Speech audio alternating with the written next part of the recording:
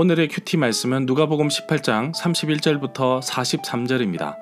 제목, 예수님을 알아보지 못한 자와 알아본 자. 먼저 앞뒤 문맥을 살펴보겠습니다.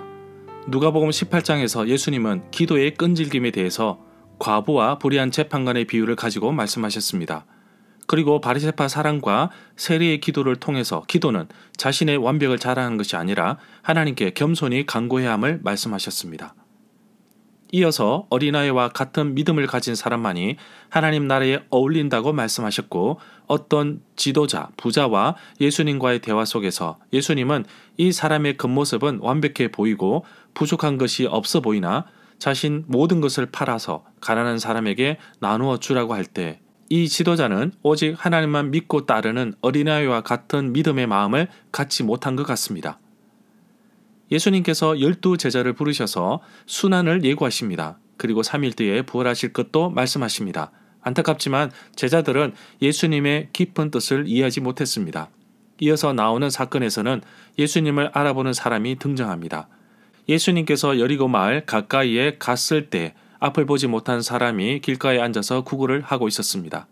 그런데 끈질기게 자신을 만나달라는 간청함으로 예수님을 만나게 됩니다. 최후의 역사는 바로 끈질긴 간구, 기도에서 시작됩니다.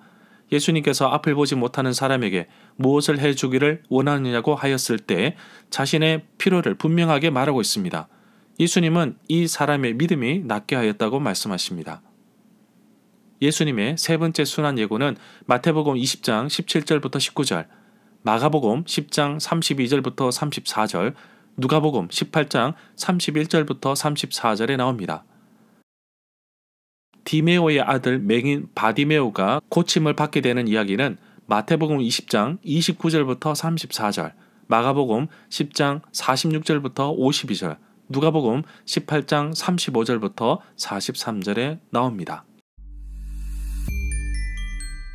문단을 나눠보겠습니다. 31절부터 34절은 예수님께서 죽음과 부활에 대해 다시 말씀하시다. 35절부터 43절은 맹인 바디메오가 고침을 받다. 31절에 보면 예수님께서 12 제자들을 따로 데리고 말씀하셨습니다. 보라, 우리는 지금 예루살렘으로 가고 있다. 선지자들을 통하여 기록된 모든 것이 이제 인자에게 응할 것이다. 여기에서 죽음과 부활을 다시 이르시다는 내용이 나오는데 누가복음 18장, 마태복음 20장, 마가복음 10장에 나옵니다. 본문과 비슷한 말씀이 앞서 9장 21절부터 22절과 9장 43절 하반절과 45절에 나왔습니다. 그러나 본문의 예언은 좀 더 세밀합니다. 이방인들은 로마 당국이고 그들은 예수님을 희롱하고 능욕하고 침뱉고 채찍질할 것입니다. 아직도 제자들은 이해하지 못하고 있는 것을 볼 수 있습니다. 32절에 보면 예수님께서 12 제자에게 인자가 이방인들에게 넘겨져 희롱을 당하고 능욕을 당하고 침뱉음을 당할 것이라고 말씀하십니다. 여기에서 이방인에 대해서 알아보겠습니다. 유대인들이 볼 때 히브리 민족이 아닌 모든 사람들을 이방인이라고 부릅니다. 이방 또는 이방 사람으로도 번역할 수 있습니다. 33절에 보면 그들 이방인들은 인자를 채찍질하고 죽일 것이지만 인자는 3일 만에 살아날 것이라고 하십니다. 여기에서 채찍에 대해서 알아보겠습니다. 로마 사람들이 보통 쓰던 채찍은 뼈와 세부치 조각을 단 가죽끈은 2개로 되어 있었는데 예수님께 그랬듯이 범죄자를 십자가에 못 박기에 앞서 이것으로서 채찍질하곤 했습니다. 34절에 보면 누가복음에서는 제자들이 예수님이 말씀하신 순환 예고를 하나도 알아듣지 못하였다고 기록하고 있습니다. 이 말씀의 뜻이 감추어져 있어서 제자들은 예수님이 하시는 말씀을 이해하지 못하였습니다. 35절에 보면 예수님께서 여리고에 가까이 가셨을 때 어떤 맹인, 보지 못하는 사람이 길가에 앉아 구걸하고 있었습니다.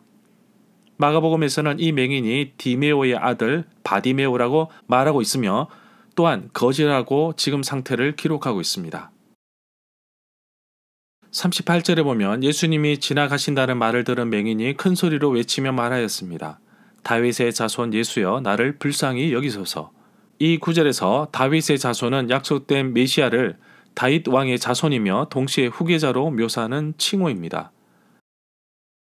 39절에 보면 앞서가는 사람이 맹인 바디메오를 꾸짖으며 조용히 하라고 하였지만 맹인은 더욱 큰 소리를 외쳤습니다. 다윗의 자손이여 나를 불쌍히 여기소서. 41절에 보면 예수님께서 가시던 길을 멈추고 그를 데려오라고 하시는데 예수님께서 맹인에게 내게 무엇을 해주기를 바라느냐라고 묻자 맹인은 자신은 앞을 보기를 원한다고 말하였습니다. 43절에 보면 예수님께서 가시던 길을 멈추고 그를 데려오라고 명하였고 맹인은 곧 보게 되었습니다. 하나님께 영광을 돌리며 예수님을 따르게 되었습니다. 백성들이 이 모든 것을 보고서 하나님께 영광을 돌렸습니다. 여기에서 맹인을 고치는 내용에 대해서 보겠습니다. 누가복음 18장, 마태복음 20장, 마가복음 10장에 나옵니다. 이제 예수님은 예루살렘으로부터 겨우 25km 정도 떨어진 곳까지 왔습니다. 이 치유 사건은 예수님의 공생의 마지막 기적입니다. 누가는 이 기적을 예수님께서 북쪽으로부터 여리고로 들어가실 때 행한 것으로 보도하고 있는데 비해 마태복음 20장 29절과 마가복음 10장 46절은 여리고를 떠나 남쪽으로 행할 때 행한 것으로 보도하고 있습니다.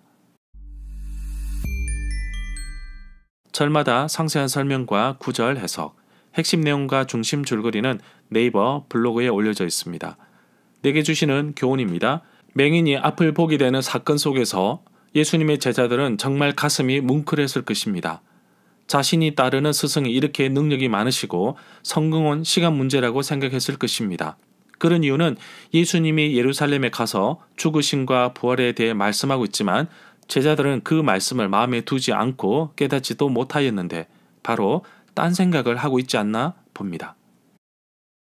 그러나 거지 맹인 바디메오는 예수님이 지나간다는 소식을 듣고 큰 소리로 예수님을 불렀습니다. 그랬던 이유는 그가 누구인지 알지 않았을까 생각됩니다. 비록 앞은 보지 못하지만 귀로 예수님의 사역과 말씀을 여러 사람의 소문을 통해 들었던 것으로 봅니다.